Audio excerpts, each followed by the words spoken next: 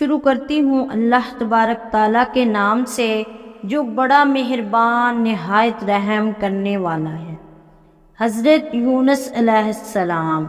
حضرت یونس علیہ السلام اللہ تعالیٰ کے برگزیدہ پیغمبر رہے ہیں، جن کو اللہ تعالیٰ نے بنی اسرائیل کی طرف مبعوث فرمایا تھا۔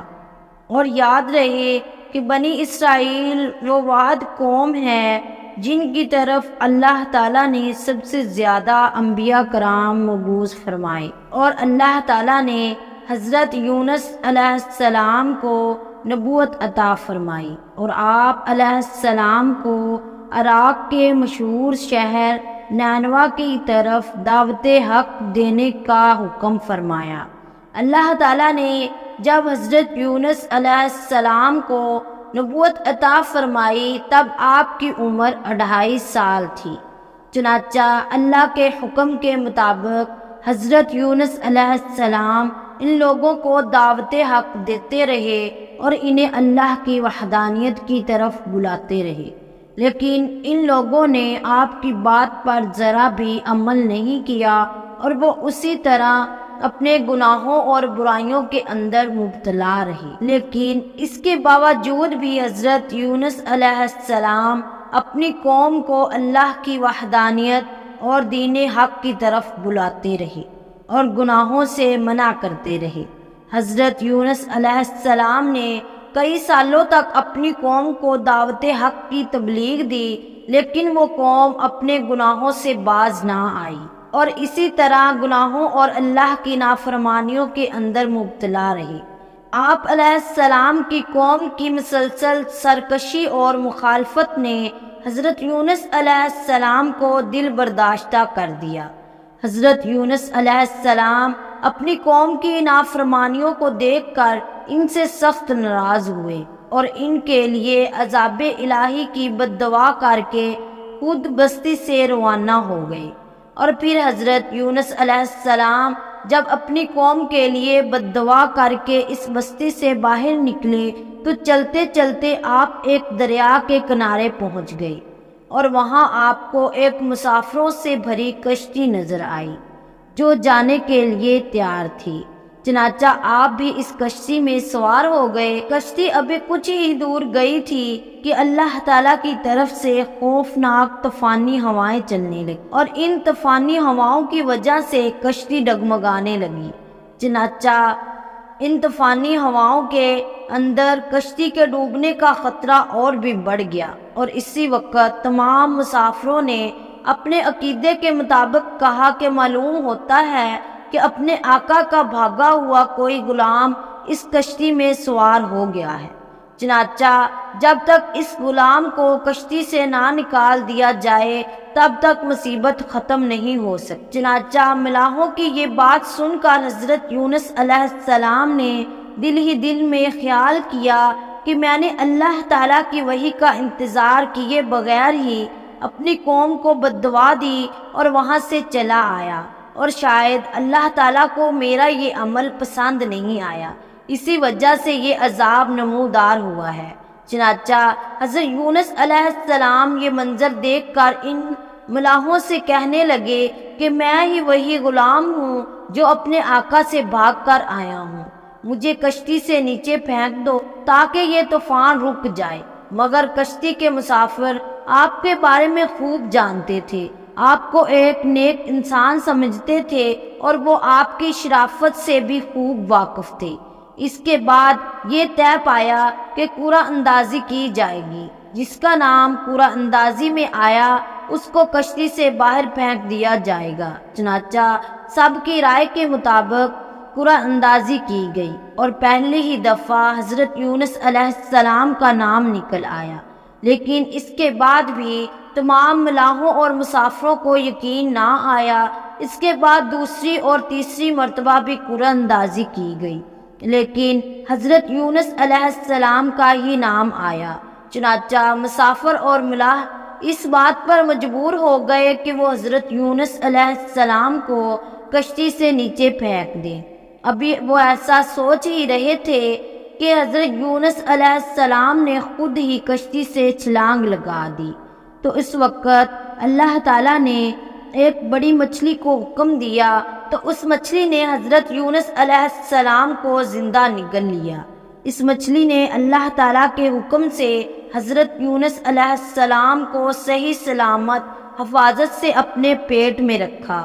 جب حضرت یونس علیہ السلام اپنی قوم سے ناراض ہو کر اس بستی سے چلے گئے تھے، تب حضرت یونس علیہ السلام نے ان پر عذاب الہی کی پیش گوئی بھی کی تھی۔ ان لوگوں کو حضرت یونس علیہ السلام کی کسی بات پر کوئی یقین نہ آیا۔ وہ لوگ کہا کرتے تھے کہ حضرت یونس علیہ السلام تو کہتے تھے کہ اللہ تعالیٰ کا عذاب آئے گا، لیکن ہم پر تو اب تک کوئی عذاب نہ آیا، نہ جانے کب آئے گا۔ لیکن کچھ ہی دنوں بعد اللہ تعالیٰ کے عذاب کے آثار نمودار ہونا شروع ہو گئے۔ چنانچہ اس طرح عذاب الہی کو دیکھ کر وہ لوگ بہت پریشان ہوئے اور ایک دوسرے کو کہنے لگے کہ حضرت یونس علیہ السلام کی بات واقعہ ہی سچ ہے اور وہ اللہ رب العزت کے سچے پیغمبر ہیں۔ چنانچہ انہوں نے اللہ تعالیٰ کے عذاب کے اثرات کو دیکھ کر اللہ تعالیٰ کی بارگاہ میں خوب توبہ کی اور اللہ تعالیٰ کی وحدانیت پر ایمان لے آئے اور اللہ تعالیٰ سے اس عذاب کے ٹل جانے کی دعا کرنے لگی۔ تو اس وقت اللہ تعالیٰ ان لوگوں کی توبہ کو قبول فرما لیا اور ان کو عذاب سے محفوظ رکھا۔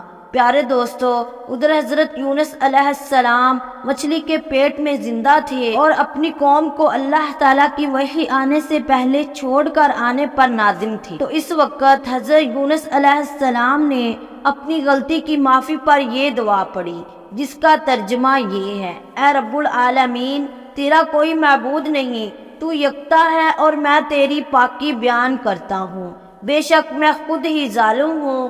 چنانچہ حضرت یونس علیہ السلام کی یہ درد بھری دعا اللہ رب العزت نے سنی تو اس دعا کو اپنی بارگاہ عالیہ میں قبول فرما لیا اور مچھلی کو حکم دیا کہ حضرت یونس علیہ السلام کو صحیح سلامت کنارے پر ڈال دے۔ تو اس وقت اس مچھلی نے اللہ رب العزت کے حکم کی تکمیل کرتے ہوئے حضرت یونس علیہ السلام کو دریا کے کنارے پر ڈال دیا۔ اس طرح حضرت یونس علیہ السلام 40 دن تک صحیح سلامت زندہ مچھلی کے پیٹ میں رہے۔ 40 دن کے بعد اللہ رب العزت نے آپ کی یہ دعا قبول فرمائی اور آپ کو اس آزمائش سے نجات بخشی۔ جب آپ مچھلی کے پیٹ سے باہر آئے تو آپ کی حالت بہت کمزور تھی، آپ زمین پر گر گئے۔ تو اس وقت اللہ رب العزت نے آپ کے قریب ایک بیل اگائی جس کے سائے میں آپ آرام کرنے لگے، جس سے آپ کی طبیعت کچھ بہتر ہوئی۔ تو آپ علیہ السلام نے اس کے سائے میں ایک بڑی جھونپڑی بنائی اور اس جھونپڑی میں رہنے لگی۔ چنانچہ کچھ عرصے کے بعد وہ بیل سوکھنے لگی۔ یہ ماجرا دیکھ کر حضرت یونس علیہ السلام بہت پریشان ہوئے اور دکھی ہوئے، کیونکہ حضرت یونس علیہ السلام اس بیل سے بہت محبت کرنے لگ گئے تھے۔ تو اس وقت اللہ رب العزت نے حضرت یونس علیہ السلام کی طرف ایک وحی نازل کی کہ یونس، تجھے تو بیل کے سوکھنے کا بہت دکھ ہوا، جو کہ ایک معمولی اور بے جان چیز ہے، لیکن اپنی قوم کو چھوڑتے ہوئے یہ نہ سوچا وہاں بسنے والے 1 لاکھ انسانوں، حیوانوں اور لاتعداد جانوروں کو ہلاک کرنے میں ہمیں ناگواری نہ ہوتی۔ کیا ہم ان کے لیے ان سے زیادہ مہربان نہ ہوتے جتنے تم اس بیل کے لیے ہو؟ اور آپ وحی کا انتظار کیے بنا اپنی قوم کو چھوڑ کر چلے آئے۔ ایک نبی کی یہ شان نہیں کہ وہ اپنی قوم کے لیے بددعا کر کے نفرت کی وجہ سے ان سے جدا ہونے میں جلدی کرے اور وحی کا انتظار بھی نہ کرے۔ پھر اللہ تعالیٰ نے حضرت یونس علیہ السلام کو حکم دیا کہ وہ نینوا واپس چلے جائیں اور نینوا کے لوگوں کو دین حق کی دعوت دے۔ چنانچہ اس وقت حضرت یونس علیہ السلام اللہ تعالیٰ کے حکم کے مطابق نینوا کی طرف دوبارہ تشریف لے گئے اور نینوا والوں نے حضرت یونس علیہ السلام کی آمد پر بہت زیادہ خوشی کا اظہار کیا اور پھر حضرت یونس علیہ السلام سے دین کی تبلیغ حاصل کرنے لگے۔ اللہ تعالیٰ سے دعا ہے کہ اللہ تعالیٰ ہمیں بھی نیک اعمال کرنے کی توفیق عطا فرمائے۔ اور برے اعمالوں سے ہماری حفاظت فرمائے، آمین۔ تو دوستو یہ تھی آج کی ہماری ویڈیو، اگر پسند آئے تو لائک کریں، میرے چینل کو سبسکرائب کریں